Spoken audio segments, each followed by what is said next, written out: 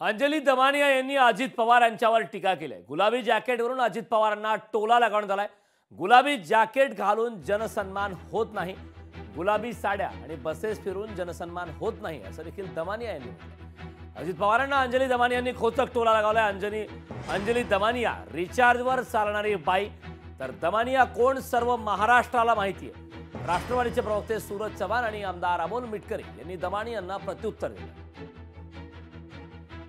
जनतेने कष्टाने कमवलेल्या पैशातून भरलेल्या कारचा अपव्यय न करणे, भ्रष्टाचार न करणे हा जनतेचा खरा सन्मान आहे। तो तुमच्यांनी या जन्मी शक्य होणार नाही। केवळ गुलाबी जॅकेट घालून वाल्याचा वाल्मिकी होत नसतो असा खोचक टोला अंजली दमानिया यांनी अजित पवारांना लगावलाय। त्यावरती आता राष्ट्रवादी अजित पवार पक्षाकडूनही प्रत्युत्तर देण्यात आलं। काही दिवसापूर्वी या बाईनं अशाच पद्धतीची टीका हे राष्ट्रवादी काँग्रेस पक्ष आणि राष्ट्रवादी काँग्रेस पक्षाच्या नेत्यावरती केली होती, परंतु 2-3 दिवसाच्या टीकेनंतर त्या शांत झाल्या।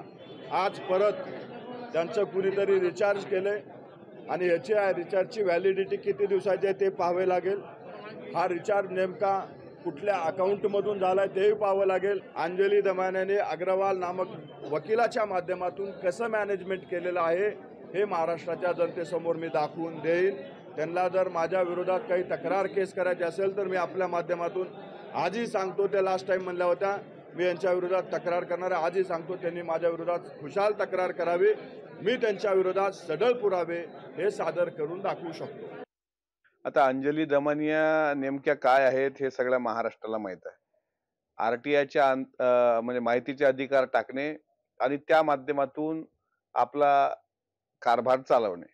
साधारणपणे अजितदादांवर ह्या ताई बोलत असताना म्हणजे का मला नेमकं असं कळत नाही की राहून राहून यांना असं राष्ट्रवादी काँग्रेस पक्षाबद्दल असं का त्यांच्या पोटशूळ उठतो।